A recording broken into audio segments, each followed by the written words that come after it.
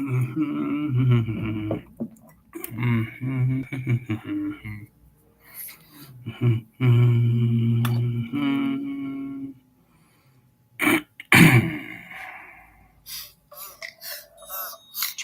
strategy. Tragedies. Hello. Good morning to you. What do you like? What do you do? What do you do? Hey, it's Hadar. Today I'm going to share with you the ideal morning pronunciation practice. You want to think of it as a physical workout or a yoga practice that you do in the morning to get energized for the day, but also to build muscle. And this is exactly the same thing, but in this case, we're talking about the articulation organs. You want to do that in the morning to set yourself up for pronunciation success, but also to build the muscles of your articulation organs like the tongue and the lips and the jaw.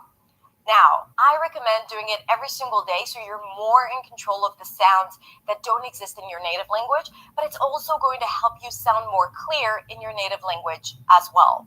You can do it in the morning, but you can also do it before going into a meeting or before having an important speaking gig. Okay, let's get started. But before that, if you are new to my channel, then hi and welcome. And this is a place for you if you want to speak English with clarity, with confidence, and freedom. So be sure to subscribe and click the bell to get notifications so you don't miss out on any valuable lesson. Let's begin with massaging your jaw. It's always good to become aware and kind of like relax all unnecessary tension. We're going to start with that and end with that. There is a muscle here at the jaw hinge that connects between the upper jaw and the lower jaw, and usually we hold a lot of tension there. So I want you to massage it and kind of like try to release all the tension and maybe hum. We're also warming up the voice, so you don't have the morning voice empty here. The cheeks, and again the jaw. Maybe move it around a little bit with your hands. Okay. A little more. Okay, good. Now we're going to warm up the tongue. Let's begin by sticking the tongue out, and we're going to move it to the right and then to the left. To the right. We're going to do this 10 times. Okay, so right, right, left.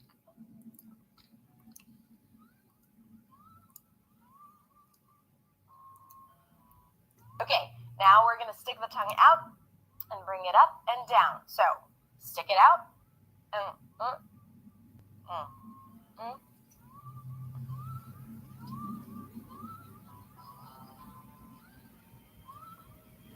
keep doing it. I'm going to keep speaking again. Push it out as if the tongue wants to come out of your mouth. 2 more. And very good. Now let's stick it out and bring it back in really fast 10 times. As far as you can.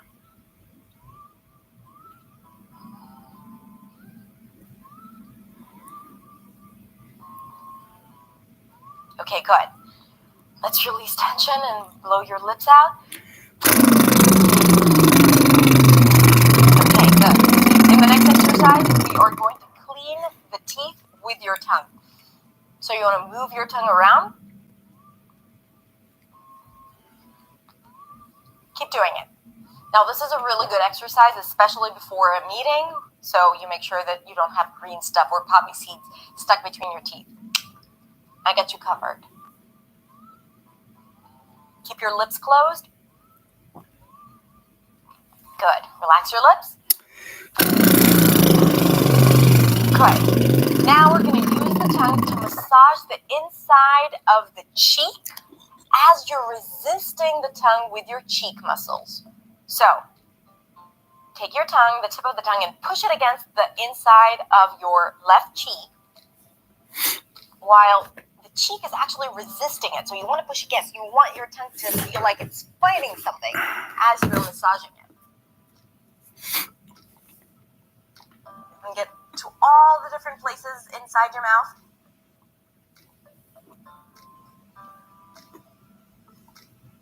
to the right.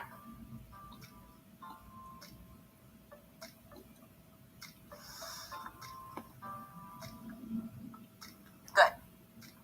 And now let's do a trill to relax the tongue. For some of you, this is going to be really easy if you have the drilled R in your language. If you don't, you can do another lip drill. And now we're going to do it while going up and down in pitch.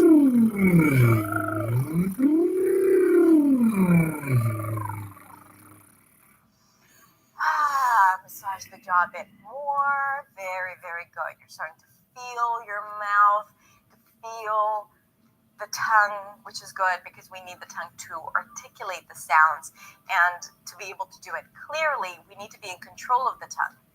Now we're going to warm up the lips. So push the lips forward as if you're pushing it for a kiss, an exaggerated one, and pull it to the side. Forward. Now try to keep the cheeks out of the way, right? You don't want to go like this. Okay, you don't want to get used to engaging your cheeks when pulling the lips. Sometimes we need that to articulate some of the sounds, like the E and the A, and you want to be able to control these muscles. So just the lips, the corners of the mouth, and forward.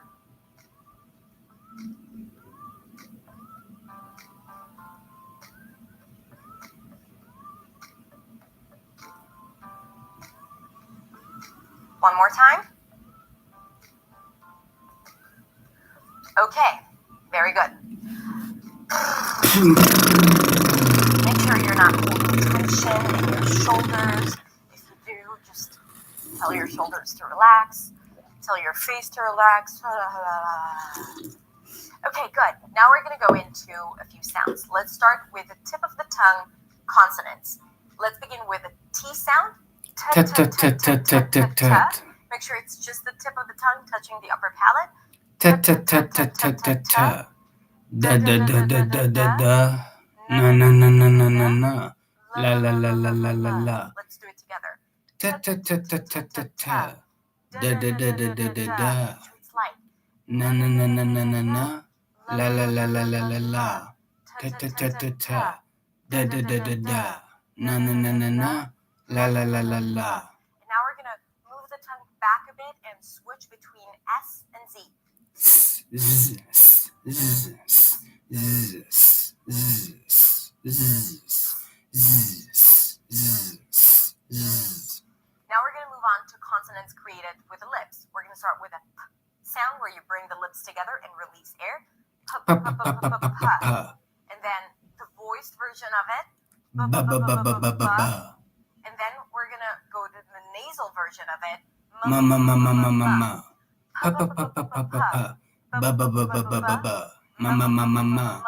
Again.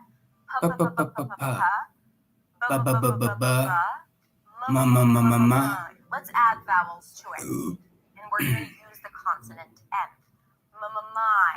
Mamamai. So we're going into an I diphthong. You want to drop your jaw and then raise the tongue for an E sound. My. And then we're going to go into mamamay. Now we're going into the A as in day diphthong, starting with an E, shifting into an E. Mamamay. Then we're going to do a long O as in go. Mamamo. Good. The next diphthong is going to be mamamoy.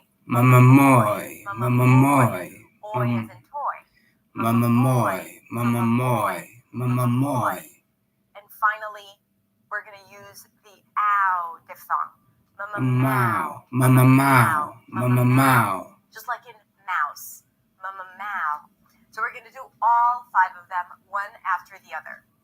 Mamamai, mamamay, mamamo, mamamoy, mamamau. Let's do it again. Mamamai, mamamay, mamamo, mamamoy, mamamau. One last time. Mamamai, mamamay, mamamo, mamamoy, mamamau. Very good. pronouncing the k and g. From there, I want you to shift to the high e sound. G-g-g. G-g-g. So the tongue pulls back for the g, and then forward for the high e. G-g-g. G-g-g. And then K-k-key. K-k-key. Good. So let's do it a few times. G-g-g. K-k-key. G-g-g. K-k-key. And then from there, we're going to move on to the tense oo sound, a back open vowel sound. G-g-goo. G-g-goo. K-k-koo. K-k-koo. G-g-goo. K-k-koo. G-g-goo. K-k-koo. Make sure you push the lips forward for the oo sound. Let's do it 2 more times. G-g-goo. K-k-koo. G-g-goo. K-k-koo. Very good. And now I want you to yawn. Like, raise the soft palate by yawning. Good. And let's find the voice and bring the voice to the chest.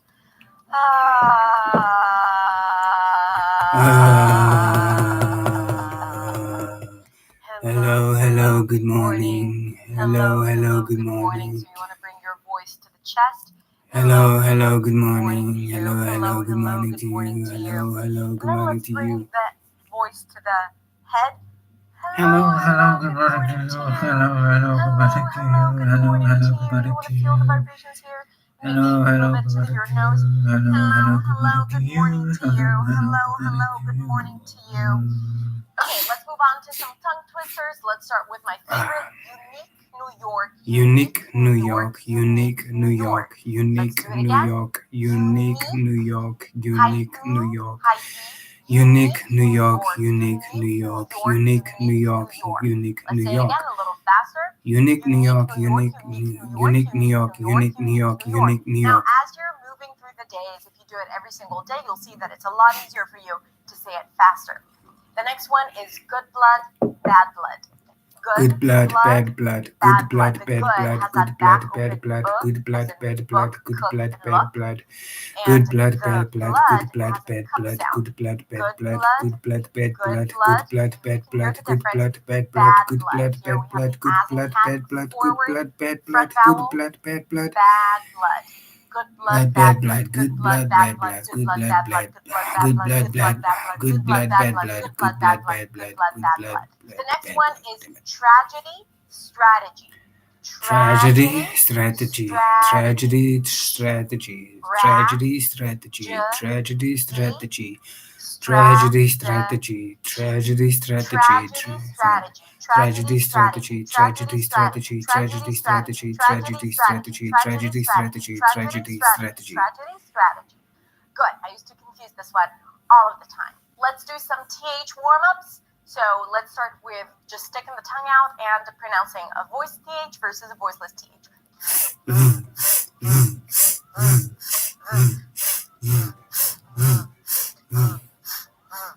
Now we're going to work on transitions. N to TH.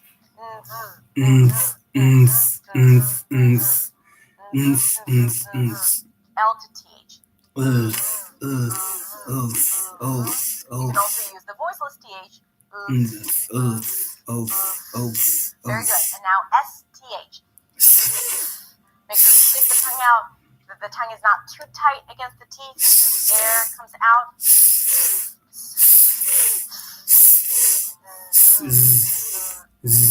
Let's do it a few more times.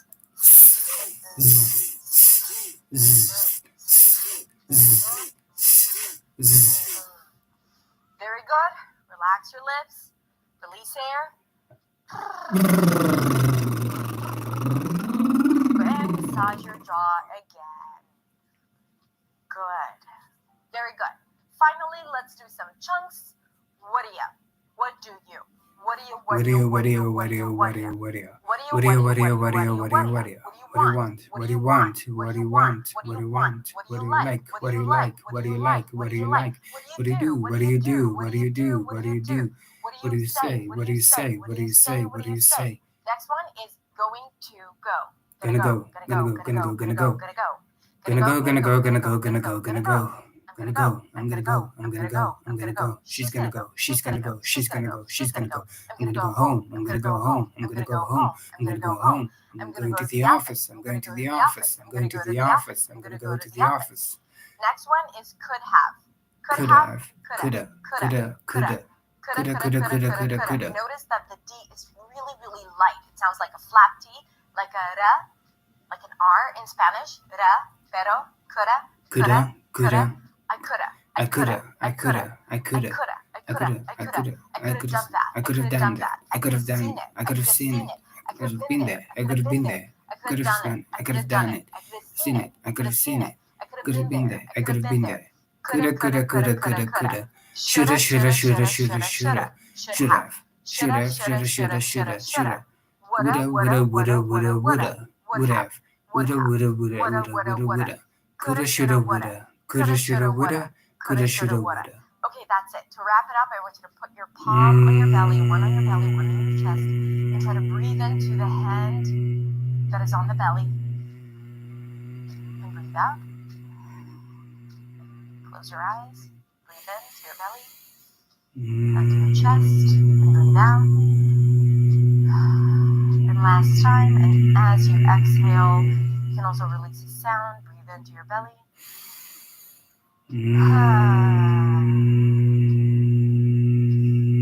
Okay, that's it. As I said in the beginning, I recommend doing it every single day. And when you do, you will feel the improvement and how easier it is for you to articulate sounds in English and in your native language as well. Now, to make it fun and to hold each other accountable, every time you complete this exercise, done. So we know that you did it again.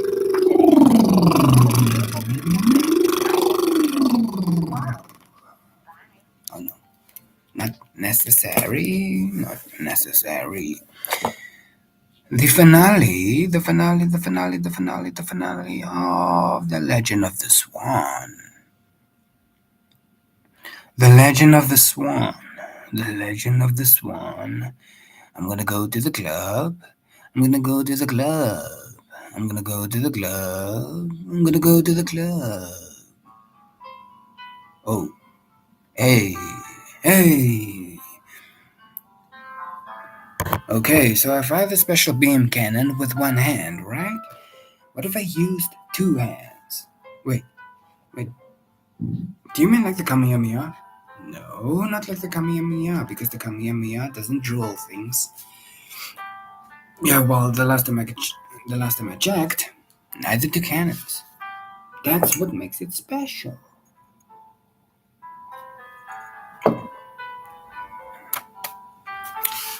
Last chapter. Okay. Chapter 6.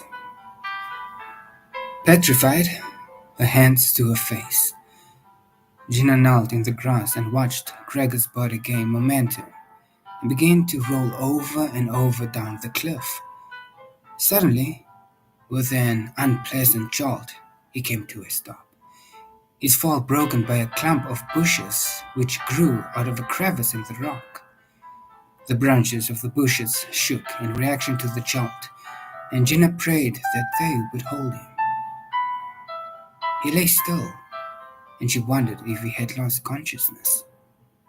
She called to him, but a voice came out as a croak, which the hovering seagull mimicked as he swooped down the cliff face, a flash of white against the dark gray. Clearing her throat, she cupped her hands round her mouth and called again, "Gregor, can you hear me?" The kitten meowed plaintively, and the seagull chattered mockingly. Gregor lifted an arm and waved it, and Gina thought he called to her. "Stay there!" she shouted. "I'll go and fetch help." He waved again, as if to acknowledge that he had heard her. She stood up and began to run down the path to White Lodge. The skirts of her raincoat caught at her legs, and the wet grass seemed to suck her feet down, impeding her progress. As she ran, she said over and over to herself, "Please, let Will be back from Ullapool. Please, let Will be back." Then she told herself not to waste her breath. Panting for breath, she slithered down the last slippery stretch of the path to the house. With relief, she saw that the blue truck was parked in its usual place near the barn. "Whoa! Whoa!" she started to shout breathlessly. "Where are you?" He could be anywhere on the estate, she realized. On the other side of the lock, on the moors, in the barn. Or he could be with Irma in the house. Frantically, she flung herself at the front door, opening it and almost falling into the hallway. "Whoa!" she called. He came out of the living room almost immediately. She had a brief impression that he was rather pale and that the expression in his eyes was one of cold, wicked anger. Then she was in his arms and gasping out her story about Gregor. "Now, George, this is no way to behave when someone needs help." His voice was calm, as reassuring as ever. His hands were on her shoulders, holding her away from him. When she looked up, she saw he was no longer pale, and his eyes, though cold, did not flicker with that livid, violent emotion. "Pull yourself together," he ordered crisply, "and tell me slowly what happened exactly, and when he slipped, and where is he now, while we go and choose some ropes from the storage shed. Then you'll have to go and tell Latchy that I'll need his help." He turned and opened the front door and pushed her before him, out into the damp drizzle. "And Irma too," she suggested. "She's strong and could help." "Irma has gone.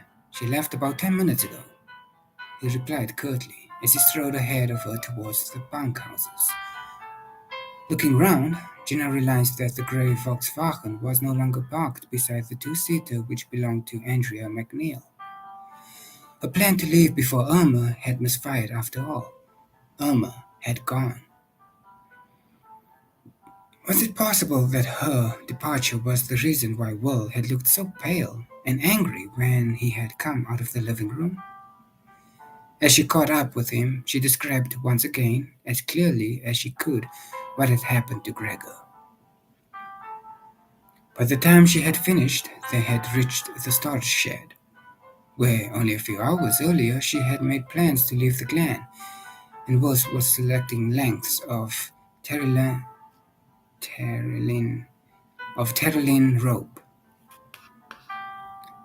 He gave her a sidelong glance, said something vitriolic and unkind about Blue, then, when she would have retaliated in defense of her pet, smiled at her in a way which made her heart lurch suddenly and pink color storm into her cheeks, and added, gently, "You're all of a dither, aren't you, love? Don't worry, I'll rescue Greg for you and bring him up all in one piece. Now go and tell Latchy to come here, then take Andrea's car." "No keys," she interrupted him. "Greg has them in his pocket." "Then take the truck." He dropped the keys into her outstretched hand. "Go to Castle Duke and tell Mrs. McNeil or whoever is there what's happened.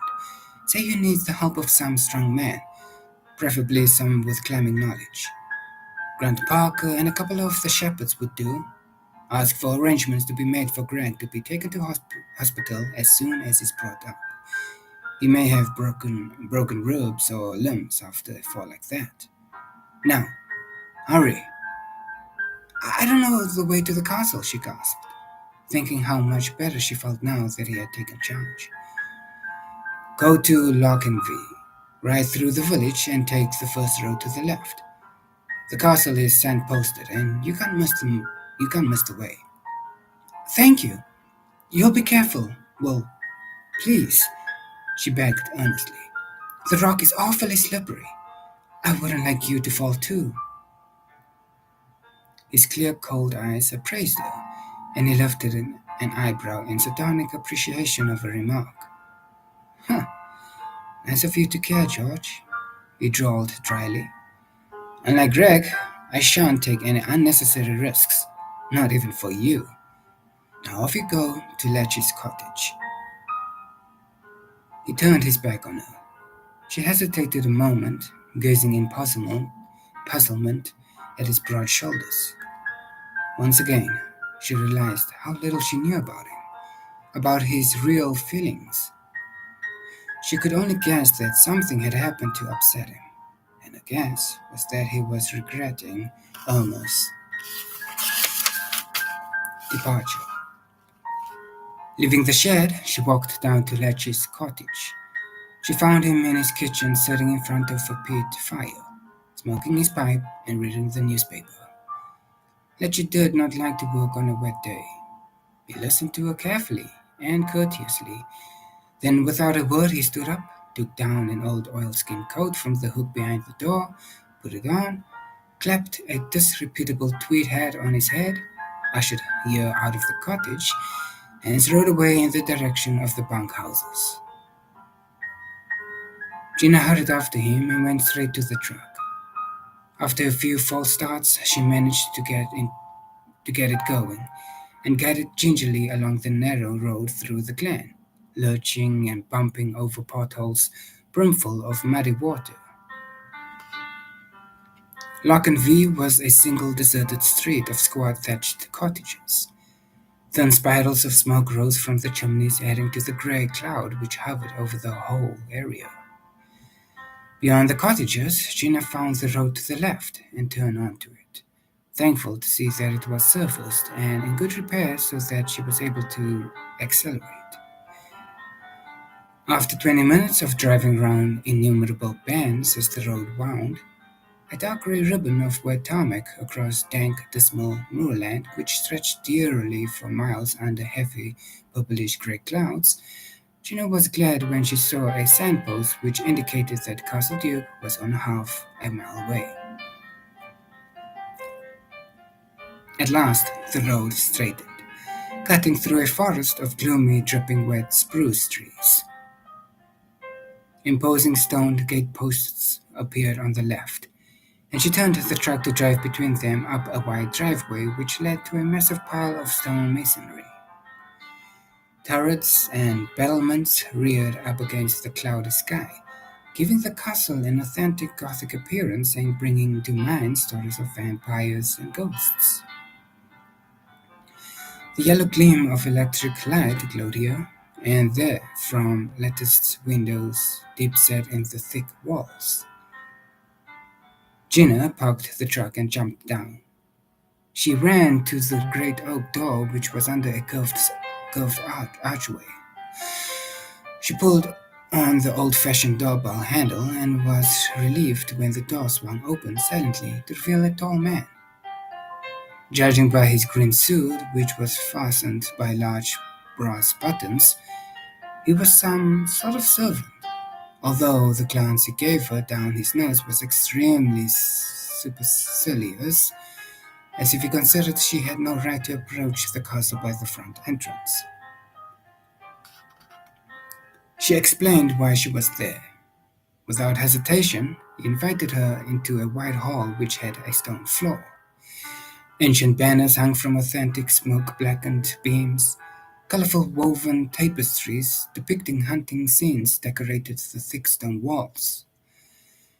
Light from wrought iron chandeliers glinted on shields and heraldic crests, which decorated the stony canopy of the huge fireplace. The footman told her to sit on one of the high-backed Jacobean oak chairs which lined the walls, and went off to find Mrs. McNeil. Sitting on the edge of the chair, her hands in her pockets, Gina gazed around in awe at her surroundings and wondered how she was going to explain to Mrs. McNeil that her youngest son was lying in a precarious position, halfway down a cliff. In a very short time, the click of a woman's high heels on stone flooring announced the coming of Mrs. McNeil. She came through an archway on the right, small and imperious, wearing her magnificent kilt with a plain black woolen sweater. Her dark brown eyes took in Gina's wet, disheveled hair and mud-stained raincoat in one comprehensive glance before she started to speak. "Where is Gregor?" she rapid. The words tumbled out of Gina as she explained. It's been telling Will about the accident. She left out the part that she and Gregor had been about to set off for Birmingham together, thinking that it would only cause Mrs. McNeil to ask more questions. It's all my fault, she ended in a low voice. I shouldn't have let him climb down the cliff. He might be seriously hurt, or even. She caught her breath shakily, unable to say the word dead. The austere lines of Mrs. McNeil's patrician face softened slightly, and she sat down on the chair next to Gina. You mustn't blame yourself, my dear, she soothed, the pride of generations of McNeils preventing her from showing any extreme emotion on hearing that her son might be badly hurt. He chose to go for your kitten, and I'm pleased that he felt he wanted to help someone at a risk to himself. There was a time, when he would not have lifted a finger to help anyone. But you have changed all that. I? Exclaimed Gina, raising surprised golden eyes to the imperious fine-featured face of the chief of the McNeils. What have I done? You have been here in the right place at the right time, insisted Mrs. McNeil. When he met you, Gregor was rudderless, incapable of steering in any direction for more than a few hours at a time. In order to impress you, he has made an effort to come to terms with himself. I am grateful to you, Gina, for giving him help when he needed it most. And I'd like to think that you'll always be his friend. I wish you could be more, but unfortunately Will Fox stands in the way of that wish coming true.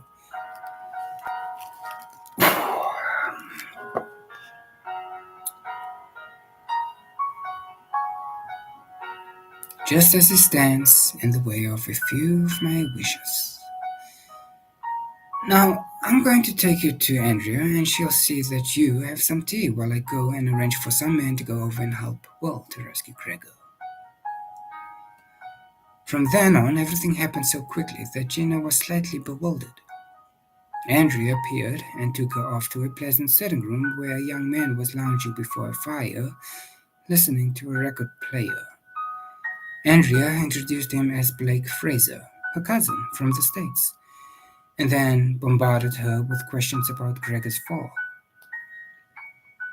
They were just drinking tea when Mrs. McNeil walked into the room. She was dressed in a white riding mackintosh and wore a colored headscarf over her hair. I'm going over to the cliff now, she announced. Everything is arranged. An ambulance will be sent to White Lodge immediately. I hope it can get through, said Gina. The Glen Road is like a river. Then it's high time the county council did something about it, snapped Mrs. McNeil. Every inch the chieftain. She had probably never given a thought to the road, which she had hardly ever used until today, and it was essential that access to the glen should be as easy as possible so that her youngest son could be transported to hospital. There should be a decent road now that there's someone living permanently at White Lodge. I'll take the matter up with the council personally. She swept out of the room, leaving Gina to the tender mercies of Andrea, who talked almost vivaciously about the show jumping competitions in which she had participated over the years. The vivacity was put on, Gina realized, for the benefit of the laconic Blake, and not for her. As soon as she could, she excused herself, saying she must go back to White Lodge to find out what was happening. To her surprise, Andrea said she would go with her in order to bring back her car, and soon Gina was driving back across the moors with Andrea sitting beside her. The rain had stopped temporarily, and the mist-like clouds had rolled up to reveal the severe rocky ramparts of the mountains, which they had been hiding most of the day. Watery sunlight shone for a few minutes, striking diamond-like flashes of light from the wet trunks of trees and from the glistening dry stone walls. Inside the cab of the truck, Andrea was silent, obviously ill at ease now that she was alone with Gina. The vivacity had been left behind at the castle along with the American cousin. It was not until they had begun to descend towards Loch and V that she found her tongue. Then she spoke roughly and jerkily. "Greg's in love with you," she announced. Gina gripped the steering wheel hard and kept a glance directed at the stretch of road in front of her. "I don't think so," she replied coolly. "Then why has he spent so much time at White Lodge recently?" challenged Andrea. "He wanted to prove that he could do something positive, and he has," replied Gina firmly. "By falling down a cliff?" Andrea was scornful. "If the kitten hadn't been yours, he wouldn't have gone after it." "He's in love with you," she asserted. "You must be feeling very pleased with yourself. You stole well away from me, and, as if that wasn't enough, you have my brother dangling after you and climbing down close for you, behaving like a knight in some chivalrous romance, doing dangerous deeds just to please his lady." Gina gritted her teeth. She must not allow herself to be upset by anything Andrea said, reminding herself that every word the girl uttered was the product of sour grapes. On the other hand, she decided that it was time Miss Andrea McNeil learned the truth.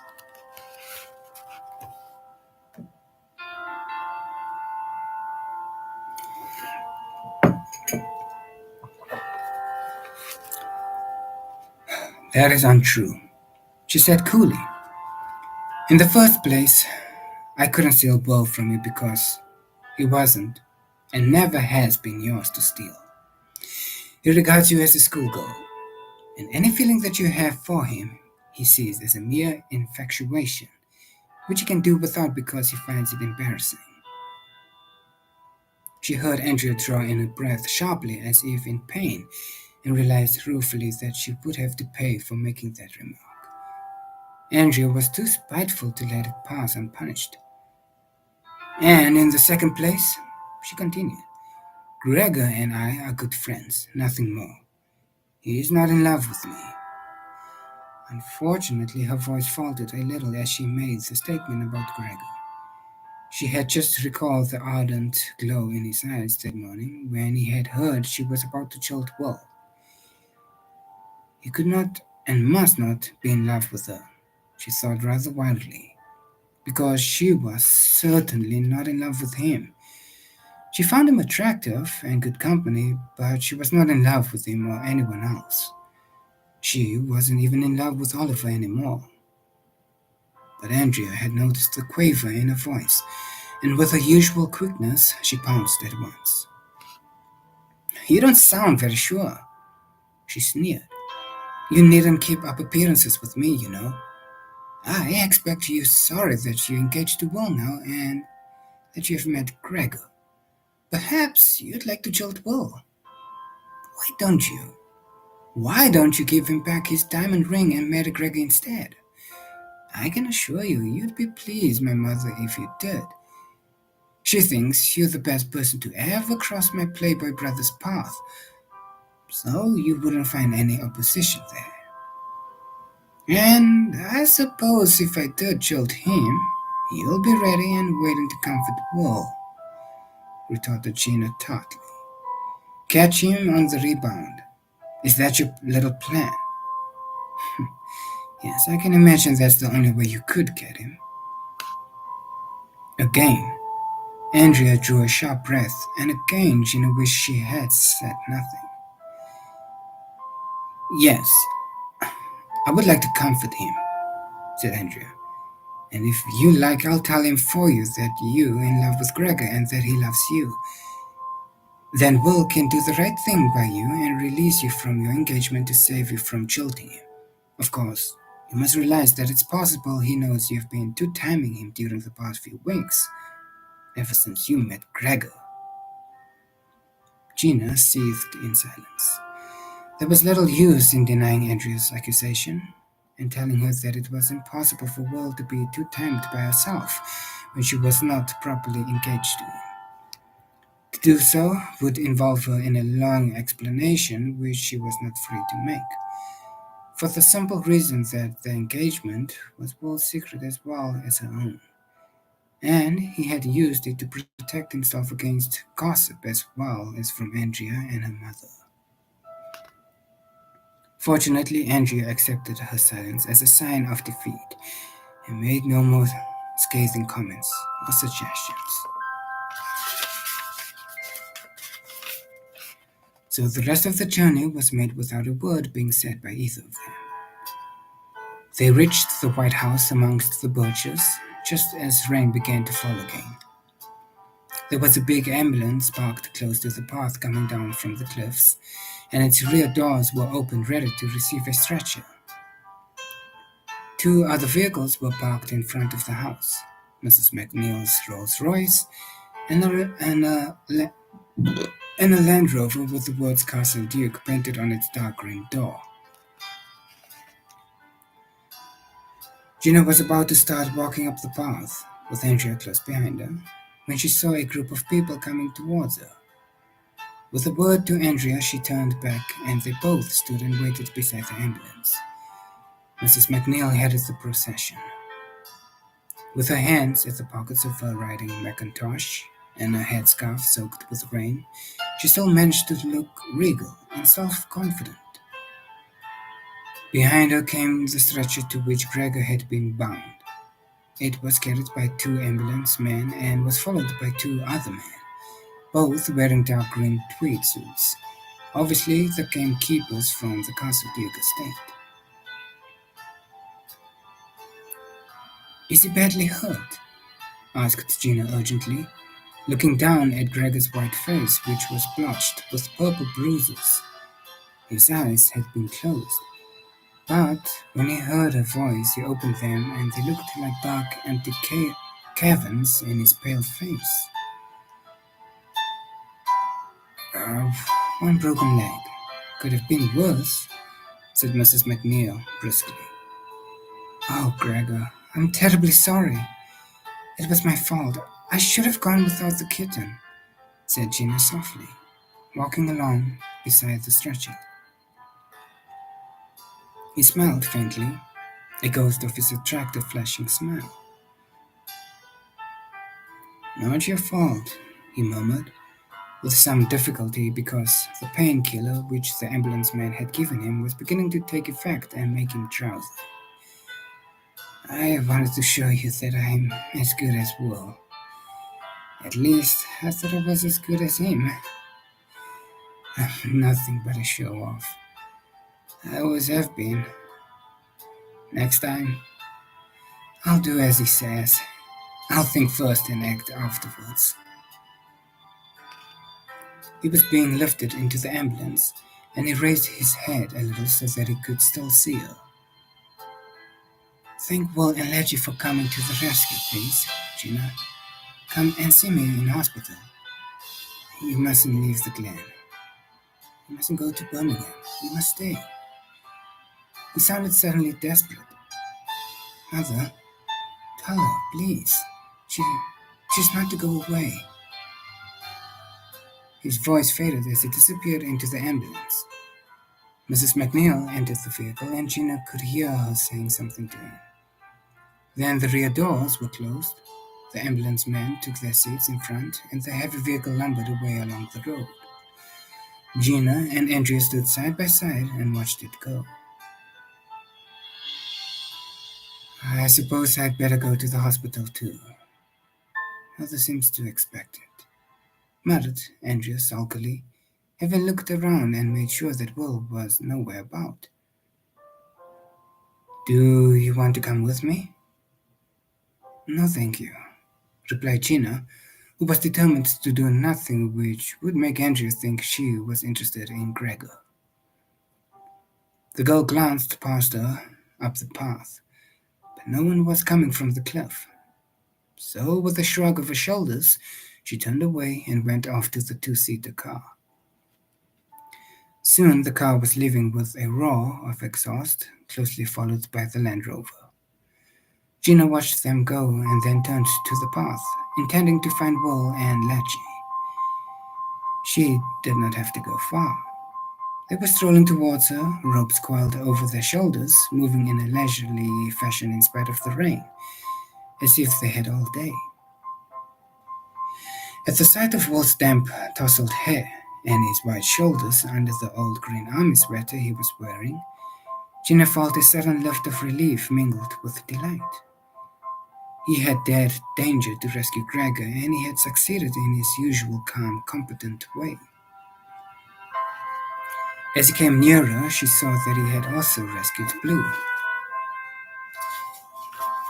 for he was carrying the wet and miserable kitten between his hands. He came right up to her and held the cat out to her. "This is yours, I believe. I'm surprised to find you here. I thought you'd be away in the ambulance holding Gregor's hand," he remarked dryly. She took the kitten from him and held it close to her. A little hurt by his taunt about Gregor, she gazed at Will, her eyes wide and troubled. She noticed that the rain had made his hair curl more closely to his head, that the skin was taut across his cheekbones and round his jaw, emphasizing the strong, clean angles of his face, that his eyes were as cold and clear as the water in a burn, and that the curve to his mouth was sardonic as he returned her gaze. Once before, in a parent's home, he had shown disapproval of her, and now she could feel that same disapproval traveling like an electric current from him to her.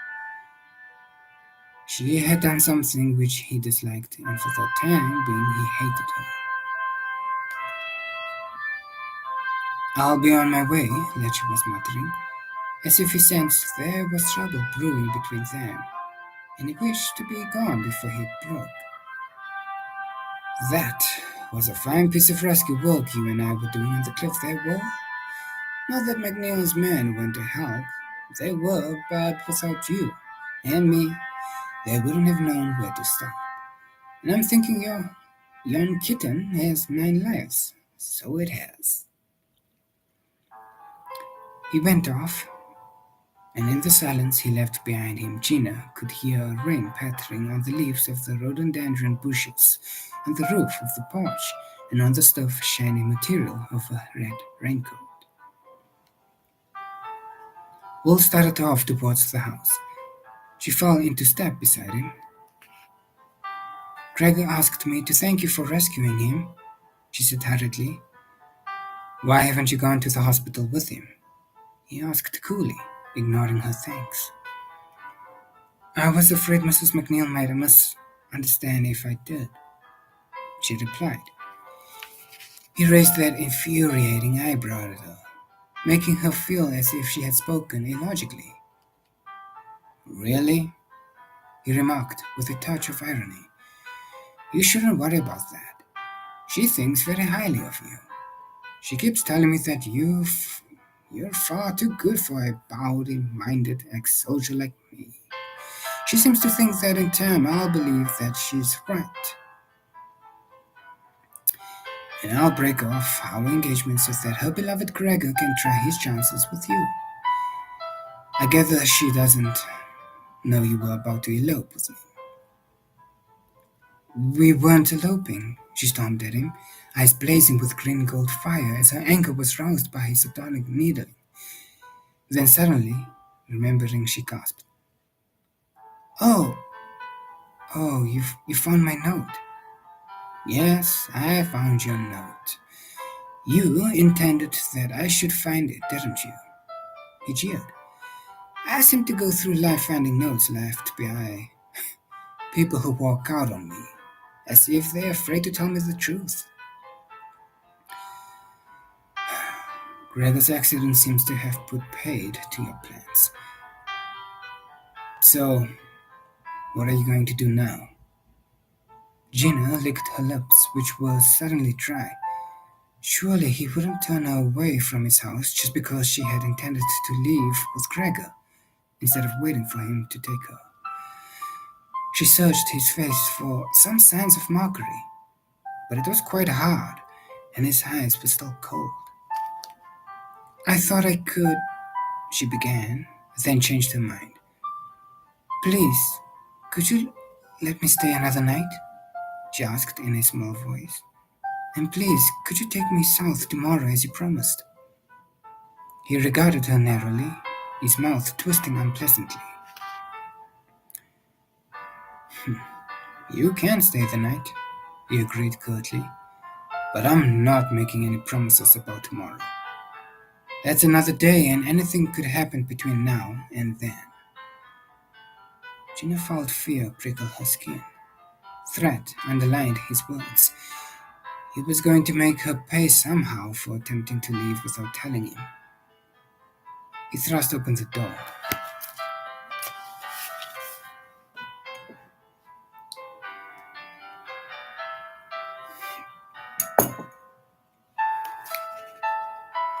Go in, he ordered briskly, and feed your damned cat.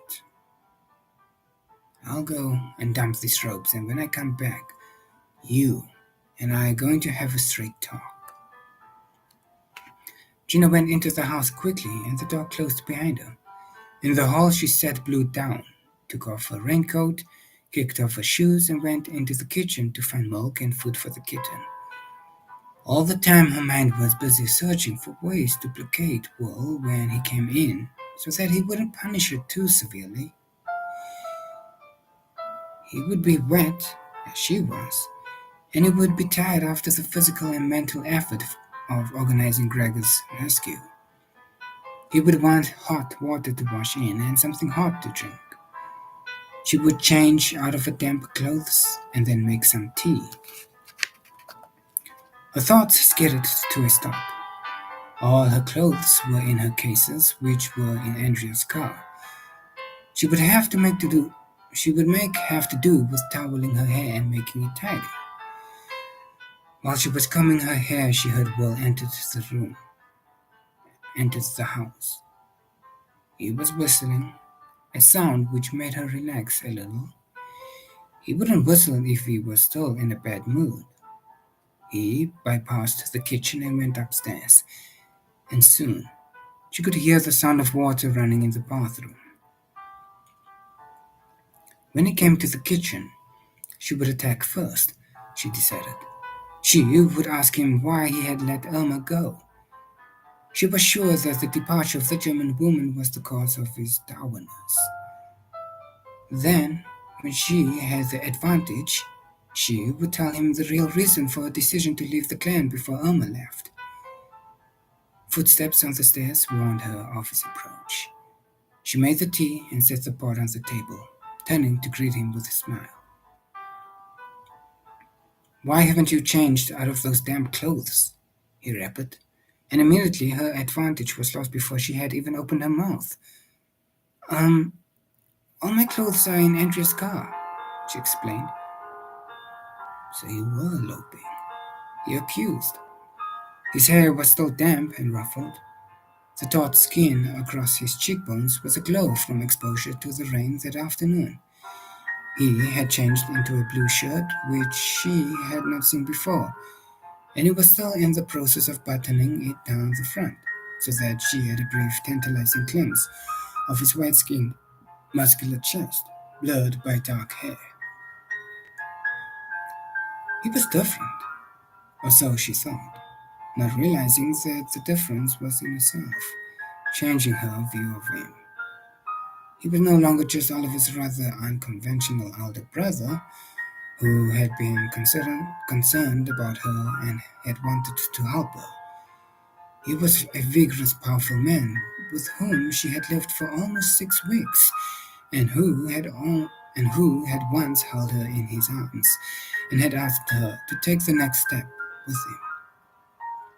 He was Will, dear and familiar to her, someone she could love with all her body and soul. Come on, George. Stop daydreaming. His voice seemed to come from a long way off, rallying her, demanding her. Um, Admit that you and Gregor were running away together. But we weren't, she retorted. I asked him to take me to the nearest train going south and he offered to drive me all the way to Birmingham. For nothing? He gibed. I can't imagine young Gregor not wanting payment of some sort. Why couldn't you why couldn't you wait for me to take you? Because I thought it might help you and Elma if I left before she did, she quavered, watching one muscular forearm appear as he turned up the long sleeve of his shirt in neat army-like folds, noticing how the hair blurred skin rippled and rigid as he clenched his fist. Strange how she was noticing far more about his physical appearance than she had ever noticed before. It was as though she had come alive and was seeing properly for the first time since she had met him. And what little romance have you been weaving about Irma and me? He asked, dryly, as he started to roll up the other sleeve. I thought that once I'd left, you'd be able to tell us that you weren't engaged to me anymore, and then his eyes had begun to dance with mockery, the color changing to a darker, warmer blue, making her forget what she had been going to say next. Go on, George. This is most interesting, he urged, coming to stand close to her. The thin staff of his shirt was taut across his shoulders and his chest, emphasizing their muscularity. In the hollow below the strong column of his throat, she could see a pulse beating regularly. He smelled of spicy soap, and she found his powerful, vibrant virility almost overwhelming. It made her feel slightly groggy, and she wished wildly that he would move away. When I told Irma that you and I were engaged anymore, what was supposed to happen then? He prompted, scoffingly. You could have asked her to marry you. I know she's very fond of you.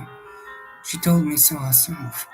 And I think you're fond of her, she stammered, her glance meeting his only briefly before sliding away from that amused twinkling in his eyes. You believe that fondness is sufficient basis for marriage? He probed. She didn't answer because she was experiencing a strong desire to fling her arms around him and to stop his mocking taunts with kisses, letting such an embrace lead her willy-nilly to the next step.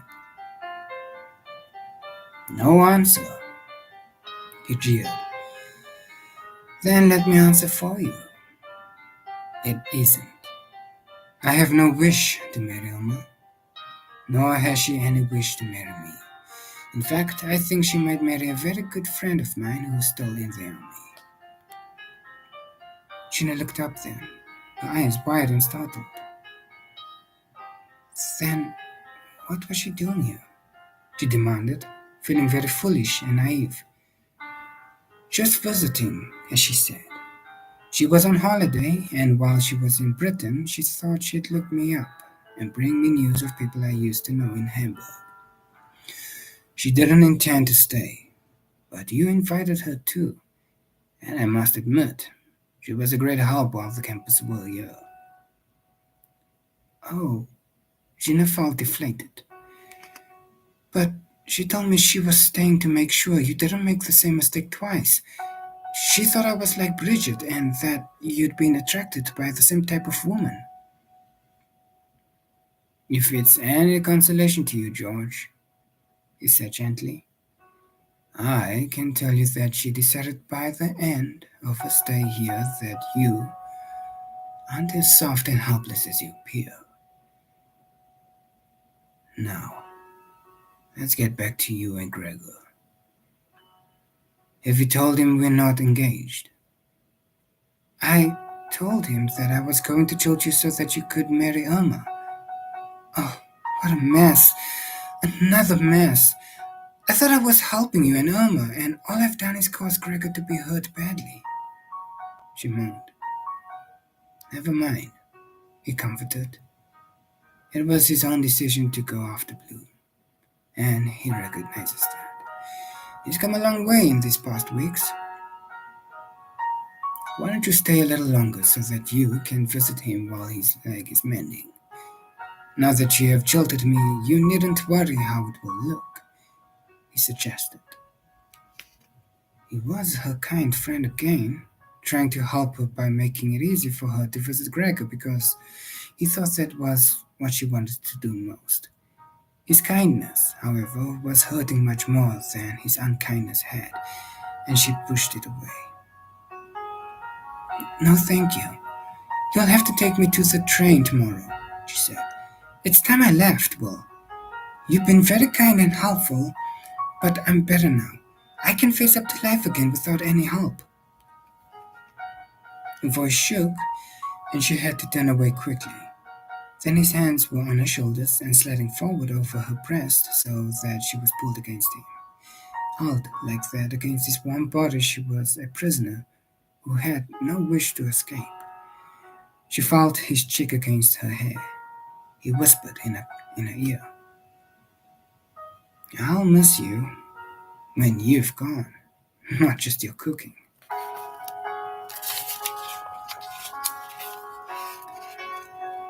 Gina closed her eyes and held her breath as she searched for the right words to say before the magic of the moment was lost. Words which would lead her to the next step. The front door opened and closed. Andrea's deep, husky voice called Gina's name and brought the search to an abrupt end. Will realized her suddenly, and she went rather blindly from the kitchen into the hall.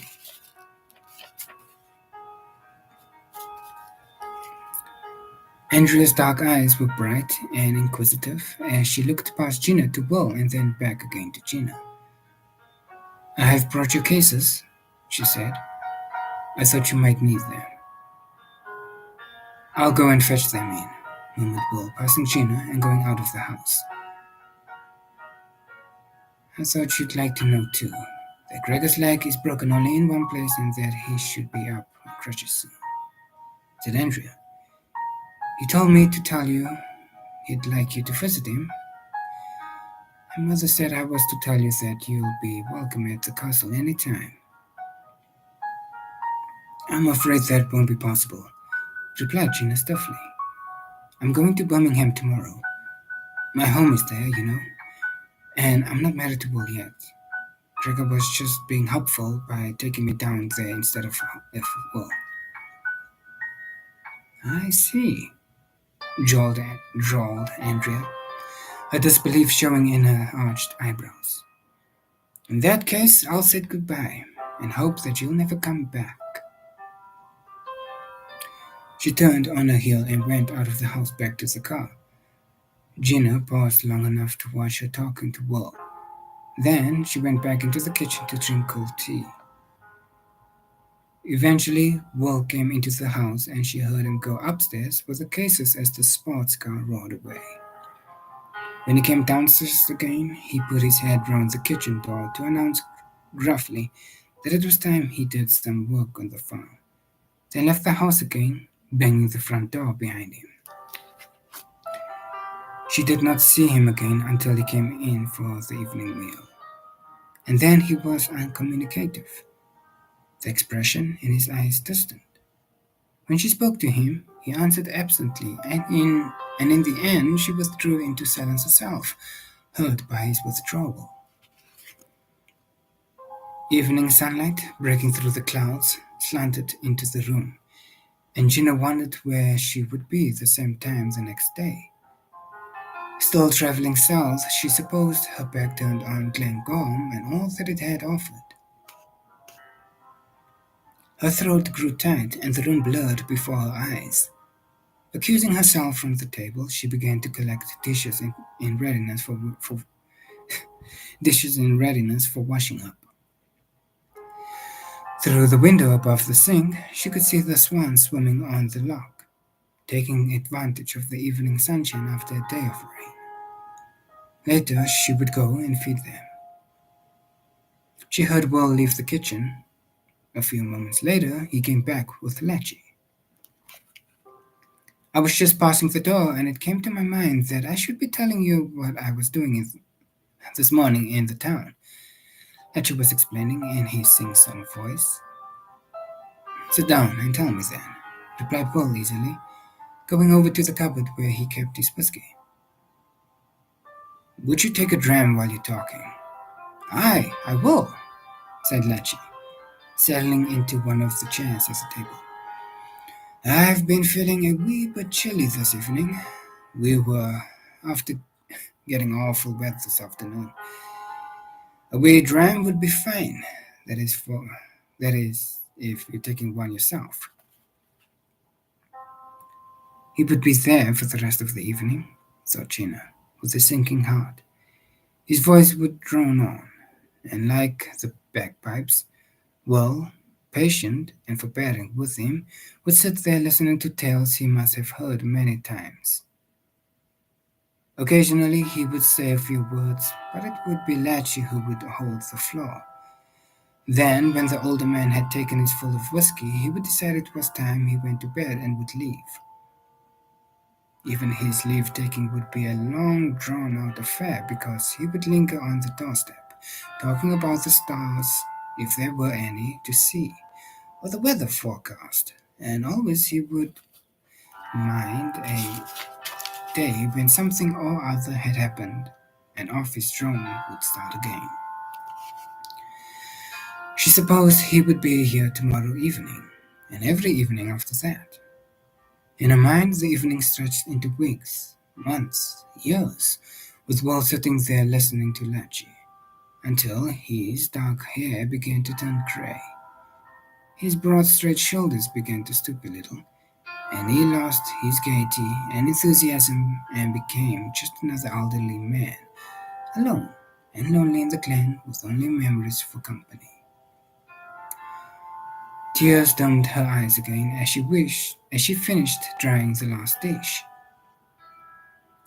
Letty could have stayed away for the last evening with Will, and the first time they had been alone together without the ghosts of Bridget and Oliver standing between them.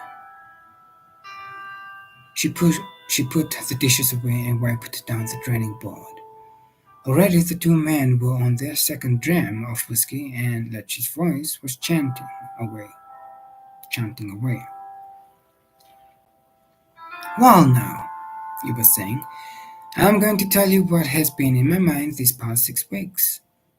You'll be knowing Flora Kennedy, who works as housekeeper at Castle Duke. Will murmured that he did know the woman. Ah, fine woman, so she is. I've been knowing her all my life, said Lecce. We went to school together. She buried her husband 5 years ago. Ah, he was a fine fisherman, was Angus. I mind the day when he and I were fishing the Gone water. Lecce was off on a tangent, reminiscing for all he was worth. Heaven only knew when he would tell them what he had been on his mind for these last 6 weeks concerning Flora Kennedy. Taking a bag of bread she had saved for the swans, Gina slipped out of the room, unhooked her raincoat from the peg in the hallway, put it on, and stepped out of the house. Crimson-tinted bars of clouds rigged in the primrose-colored sky in the west as the sun slid below the horizon, and the glen was full of green and blue shadow. In the twilight, the birches were silvery ghosts as she passed through them, and the smell of damp earth tangled with the smell of the sea. At her approach, the swan swam over to the beach, and because Blue wasn't with her, they waddled ashore and came close to take bread from her fingers with their orange and black beaks. When the swans return to Glengorm, the curse will be lifted, and the true mistress of the master of the glen will come back. Until that time, the glen will not hold a woman. That was the curse associated with the long absence of the swans from the glen, and Latchy had thought it had been lifted when the two swans had flown into the glen one day in April, and she had come with Will, wearing an engagement ring on her left hand. But she wasn't Will's true mistress.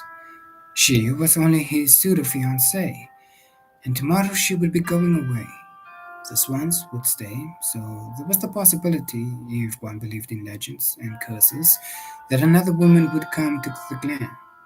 Someone who would be willing to take that further step with Will. The step he had asked her to take one evening in the lamplit dusk. It was possible some other woman would know his strength and his kindness, his roughness and his gentleness, and he would learn to love him. Gina shivered suddenly. Will had said that he would miss her. She would miss him too.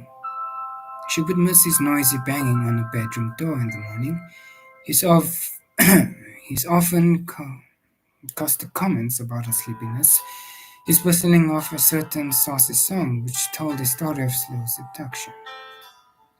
Above all, she would miss that dangerous delight which being alone with him in the quiet house brought to her. She couldn't go. She would have to stay and take that next step with him no matter where it might lead. Maybe she would have to leave eventually in September when the swans winged south again. But September was a long time ahead, and the important time for Will and herself was now. While Mary was still painting the glen with the fresh greens and blues which gave it its name. Together they would watch the summer months bring their own deeper, richer colors to the glen and see the offspring of the swans learn to swim and fly. There was hope in her thoughts, hope for the future of the glen as well as for the future of herself and Will. Her mind suddenly crystal clear about her next move. Gina threw the last of the bread on the water. Crystal clear. The swans waddled forward and slid silently into the loch. Swinging on her heel, she walked up the path through the ghostly birches to the house, and there was a lightness in her step which had not been there for many weeks. Now her thoughts picked back over her relationship with Will. It had begun explosively and unconventionally in her bedroom at the flat. It had continued to be unconventional, proceeding at an easy pace set by Will as he had nursed her back to normality. Taunting her and then tempting her, he had coaxed her out of the protective cocoon she had spun round herself when Oliver had died. Now she was alive again, reborn and ready to love him if he would let her. When she reached the house, she saw to her surprise that Latchy was leaving. He was loping down the road, singing to himself one of those long Gaelic ballads of which he was so fond. 42 verses, and all of them the same. She had once heard Will jokingly describe the lilting songs. She watched Latchy going and smiled to herself, no longer resenting him. When Will was as old as the crofter, he would have more to remember, and if luck was with her in the future, he would not sleep alone because she would be with him. She entered the house quietly and took off her raincoat. Creeping to the kitchen door, she looked into the room. Will was still sitting at the head of the table. He was shuffling a pack of playing cards, and in the mellow glow of the lamp light, his craggy face was all angles and shadows, difficult to read. As she approached him, he looked up briefly, a lighting flicker of pale blue eyes, and said curtly, "I was just coming to look for you. I'd like you to do something for me." "What would you like me to do?" she asked, her voice slightly husky with excitement. "Give up any idea of leaving here tomorrow and stay for the rest of the summer," he said, still very curt. He had asked her to do just what she had intended to do, but his manner of asking was so cool and crisp that she felt slightly rebuffed. Any particular reason? She asked, trying to be cool and crisp too. Yeah, Latch is going to marry Flora Kennedy, he replied concisely, as if that explained everything. Slowly and deliberately, he cut the pack of cards into two. Then, picking up the two separate packs, he mixed them together expertly, flicking them with his thumbs so that they made a clicking sound. That done, he selected the one from the top of the pack and let it face upwards on the table. It was the 10 of spades. Quickly, he laid 6 other cards in a row beside the first one, the patent backs showing upwards. But what has Ledger's plan to marry Flora Kennedy got to do with me staying for the rest of the summer? She asked, feeling disappointed because he was not asking her to stay for a more personal reason. He continued to set out the cards in rows, each row one card shorter than the row above it. He's wanted to marry her for years, but hasn't dared to ask her because he believed in the curse. He was afraid to ask her to come and live in the clan in case she died suddenly, as his first wife did, he murmured, not lifting his glance from the cards. Couldn't they have gone to live elsewhere? Said Gina. He shook his head slowly from side to side. He had finished setting out the cards, and now he was picking up the ones which lay with their backs upwards, one by one. Not Lecce. He couldn't live anywhere else but Glengorm. He would always be hankering to come back here, he replied. When the Swans came back, and you came to the clan with me, he assumed that you and I were going to be married, like Gregor.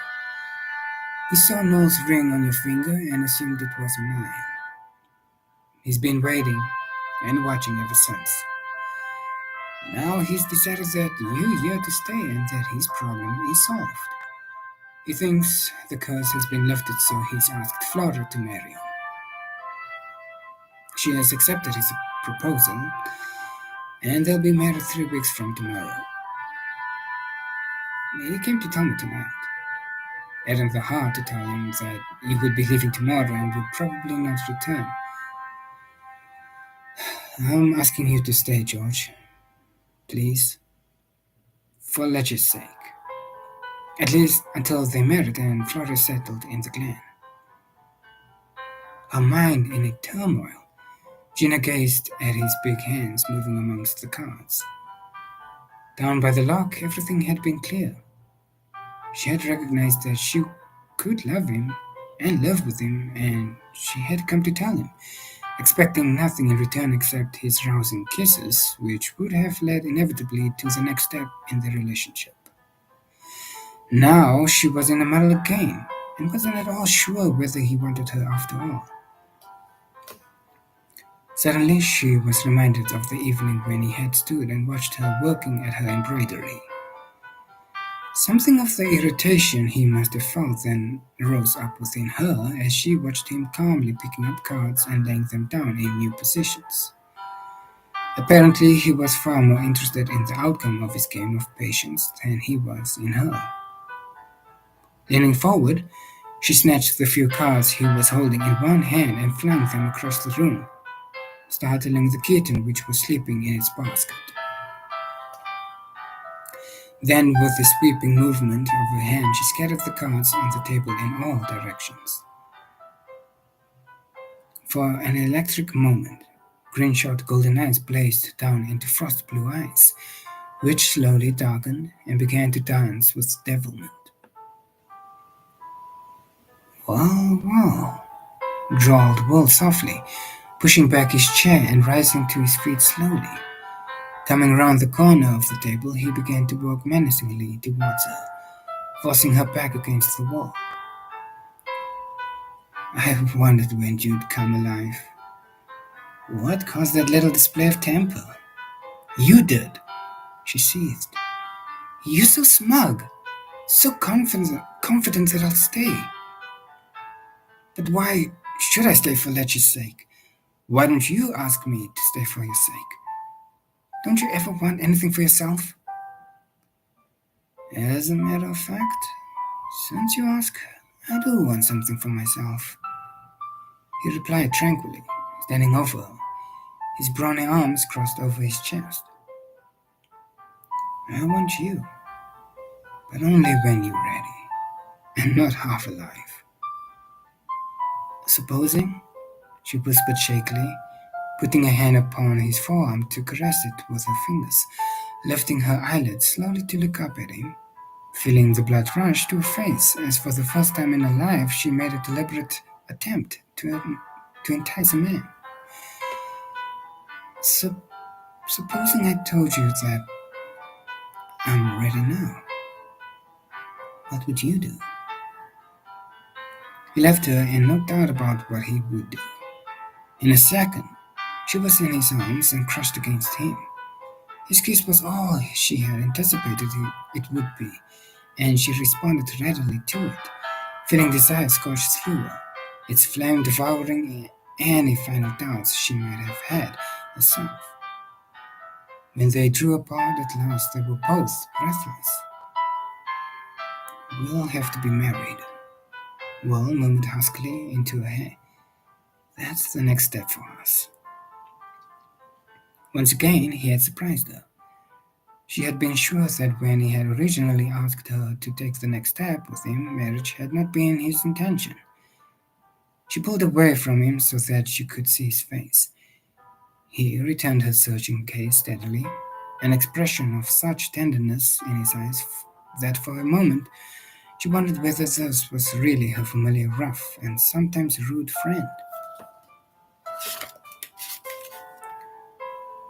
You said once that you tried marriage and that it didn't work, she exclaimed. Yeah, I know I did. At the same time, I meant every word because I didn't want you or any other woman to get any ideas about tying me down, he said with a touch of cynicism. It didn't work for Bridget and me, and I vowed after she died that I'd never marry again. Brief affairs with no emotional involvement and no regrets at parting would be acceptable, but nothing permanent anymore. That was how I had it all planned, and so it was, with a reasonable amount of success, until I fell in love with you. Oh, gasped Gina, highly diverted by this admission on his part. When did you fall in love with me? His teasing grin appeared. Pushing his hands into his trouser pockets, he rocked back and forth on his heels. I'm not sure.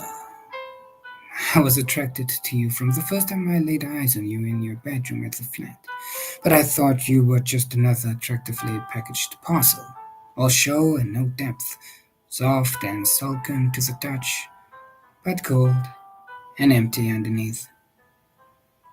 As Bridget was, she whispered. As Bridget had been, he answered dourly. I offered you the job here more to please your mother than for any other reason. I didn't think you'd take it, and I was a bit taken aback when you volunteered to come, especially after my behavior with Bertie. But not even my rudeness seemed to put you off during the journey to Loch Lomond, although I half expected you to refuse to come any further. I think it was when I came back into the kitchen the night we arrived here that I began to realize that there was more to you than met my eye. Although you must have been tired and cold and hungry, and although I was in a filthy mood after being let down by the Andersons, you rose to the occasion, cooked an almost perfect meal, and sang to yourself while you did it. I had a flash of insight of what life with you might be, and from then My due aim was to keep you here until the shock of Noel's death had worn off, and you came alive again. I knew you wouldn't return, my love, until you were free of him. I could only go slowly, hoping that time would heal, and that then you'd notice that I was here. The phone engagement helped a little to make you more aware of me. But unfortunately, Gregor, who brought it about, became a regular visitor, and I was afraid that he was going to reap the benefit of all my patient efforts.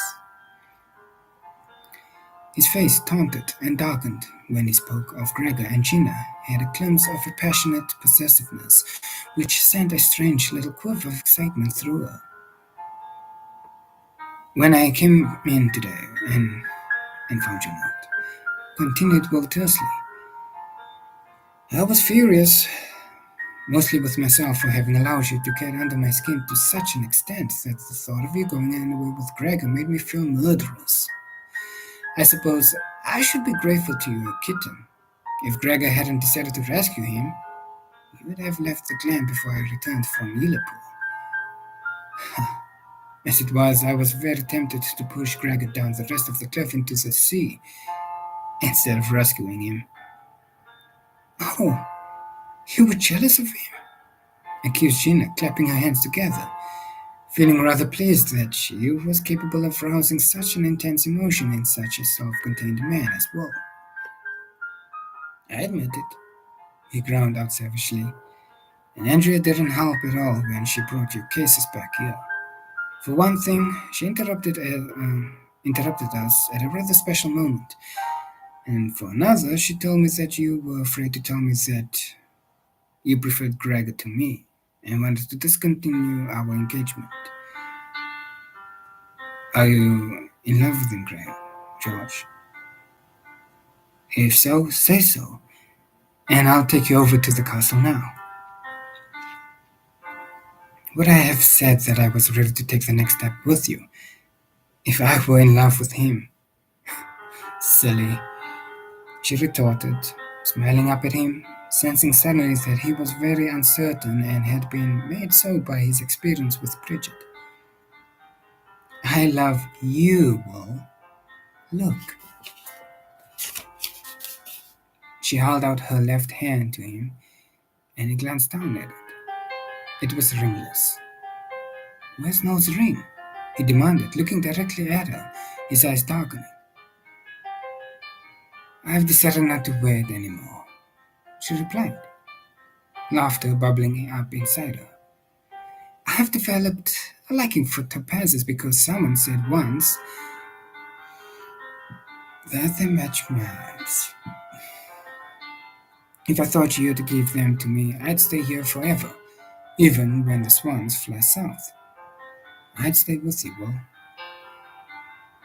Then you shall have them, sweetheart, he said, laughing with her, grasping her hands and drawing her towards him.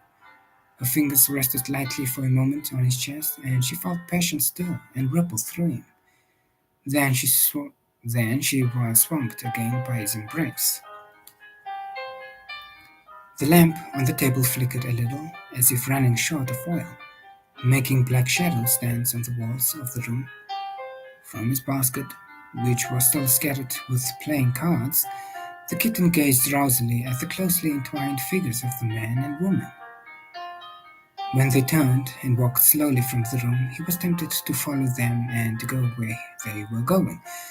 But the day on the cliff had tired him, and he was loath to move. Yawning widely, he circled round several times in the basket to make himself more comfortable, curled up, and closed his eyes, content for once to stay alone in the kitchen for the night. And gradually, the flame of the lamp died down and went out, leaving the room in darkness.